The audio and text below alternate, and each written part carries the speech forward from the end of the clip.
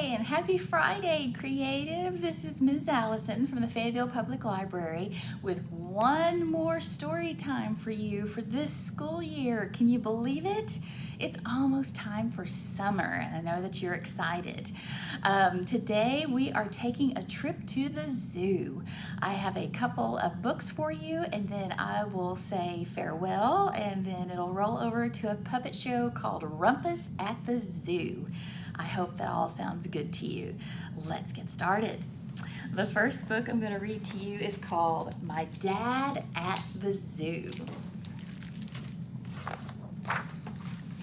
Most of the time, my dad is really great, cuddly even, when he wants to be. But Sunday mornings usually start out like this. Everybody up, I want to go to the zoo. I'm still sleepy, but Dad doesn't care. He throws me on his back and does the galloping camel all the way to the zoo. I have to admit, it's pretty funny.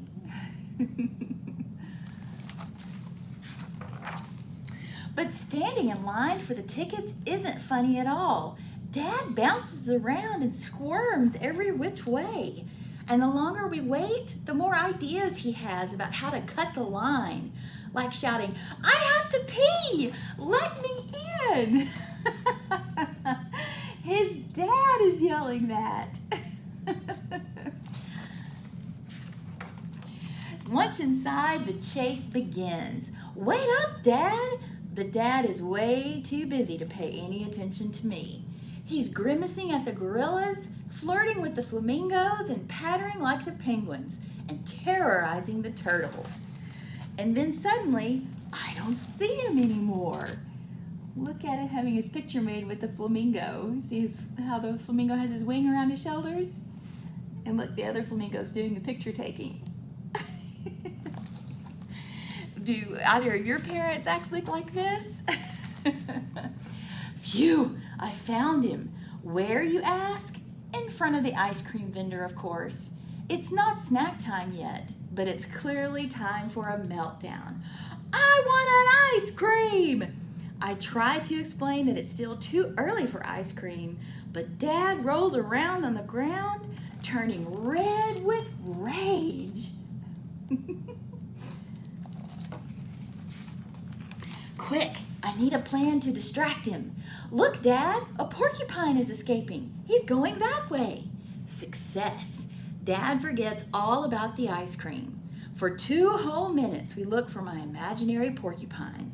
But then Dad spots his favorite animal. I wonder what that could be. He tips his hat to say hello, and the elephant reaches out and grabs it. Dad cracks up, but not me. That must be the 8th hat he's lost at the zoo. Look at that. See the elephant wearing one, and he's taking the other.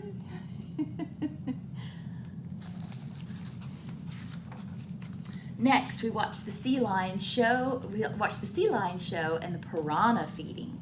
"Dad, stop! Don't!" What is his dad about to do?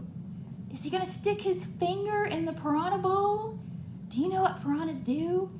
They chomp. They've got really sharp teeth. Oh my goodness. What a day. Finally, it's snack time. We sit down, but Dad can't keep still. Splat! There goes the ice cream. Oh well, one more for the ants. What's his dad doing? Is he standing on his hands? Or look at that, he's doing a handstand on the bench. There's the ice cream on the ground. His dad is a mess, isn't he? Funny. At last, it's time to say goodbye to all the animals. The chameleons, the tappers, or tapirs, I think. I'm not sure if I'm pronouncing that correctly. The parrots. Dad doesn't want to miss anyone, so we go through the entire zoo one more time. I am exhausted, but the worst is still to come. The souvenir shop. I hold Dad's hand with all my might, trying to keep him from going in, but Dad is still bigger and stronger than me. There they go. Wonder what he's gonna want from the souvenir shop. He makes a beeline for the stuffed pigeons and screams, "It's so cute!" No, no, no, I will not give in. Dad starts to sulk. The galloping camel has turned into a sluggish snail, and me, I am wiped out. Look at his dad pouting.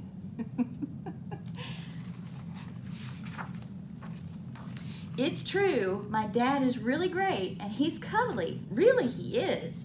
But Sundays at the zoo are no picnic. So the next time we come, I think I'll just leave him here. That'll teach him. See him monkeying around with the monkeys? See ya, Dad. How is that for a silly story? Can you imagine your mom or your dad or any other grown-ups, maybe your teachers, acting that way? Oh my goodness. You probably wouldn't know what to do. You'd have to laugh first, definitely. All right, this next one is called The Way to the Zoo.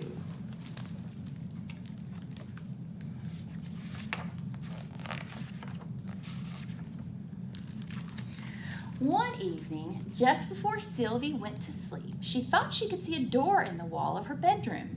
She decided to look again in the morning to see if the door was really there. There's Sylvie in her bed, and there's the door. In the morning, Sylvie was late for school and forgot about the door until bedtime. When Sylvie was ready for bed, she found the door and managed to open it. She could see some steps going down, and beyond them was a passageway. Now, what would you do if a mysterious door appeared in your bedroom? Would you be brave enough to go look in? I don't know if I could resist. Sylvie found a flashlight and went down the steps and along the passageway for a while, wondering where it would go. In the distance, she could see what seemed to be another door. There she goes down the steps. There's another door. The mystery deepens. This door was heavy, but Sylvie used all her strength, and at last it opened. She found herself in the zoo with lots of animals looking at her. Look at that. Oh my goodness, how's that for a surprise? It was getting late. Sylvie had to get back to her room and go to sleep because she had school again in the morning. But she asked a little bear to come back with her, and he did and slept in her bed. She made sure the bear was back in the zoo and the door in the wall was closed before she left for school. I'd ask him to cuddle with me too. He's cute. There they are. How fun would that be? Do you know what animal you would choose? The next few nights, all the animals wanted to come to Sylvie's room, but she could only take the smaller ones. Can you tell what that one is? It's a koala bear.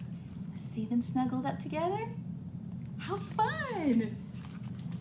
One night, she brought the penguins back, but they made a big mess splashing in the bathroom. I bet, look at that. She's toweling them off. Then she came back with a tiger and her cub. Look, she's holding the baby in her arms. The tiger slept in a chair and her cub slept in Sylvie's bed. Another night, Sylvie let the birds come. There they go, walking in along the hallway with her to her room. And look at them, all perched around her bed. How neat. Sylvie had to ask some animals to go back to the zoo because they stole things. Oh, here's that monkey, up to monkey business.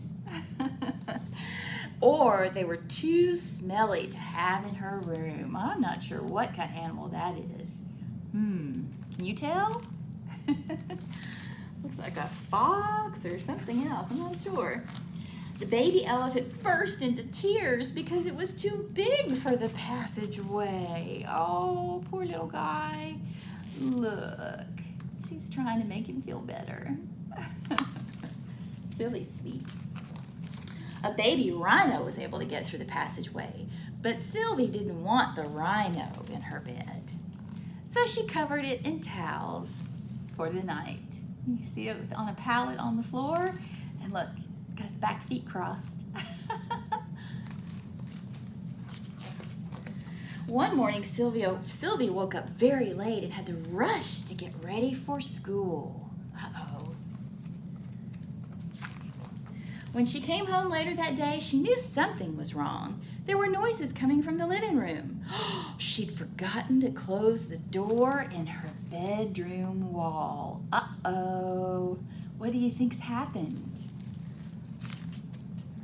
The living room was full of animals. Look at them watching TV, perched on the ceiling light in the curtain rod. There's a pig reading a book. They're having a grand old time. Sylvie got very upset and all the animals left. I'd say that she is definitely upset. Look at her face. She's yelling. And there they all go, knocking the furniture down as they leave. Sylvie's mother would be home soon, so she had very little time to clean up. There she's vacuuming and moving the furniture back in place, setting the couch upright again, or the chair. Sylvie hadn't quite finished when her mother arrived. "Oh, Sylvie, Sylvie," her mother said. "All I have to do is leave you at home when I go out for a while, and it looks as if you had a whole zoo in here." She really did, didn't she? Her mom has no idea. Sylvie still sometimes has animals visit at night, perhaps a baby bear or something else small and furry. But she always makes sure that the way to the zoo is closed before she goes to school. There she is with the koala bear. How neat of a story is that? Wouldn't that be fun? You never know. You might wake up sometime and see a mysterious door in your wall. Open it and see where it goes. Well, I don't know that I can think of two more fun books to end our story times for the school year on. I love both of those, and I hope you did too. All right, I'm going to say so long for now, and then it's going to roll over to a puppet show called Rumpus at the Zoo. I hope you have a great rest of your school year and a very fun summer, and come see me at the library. Bye.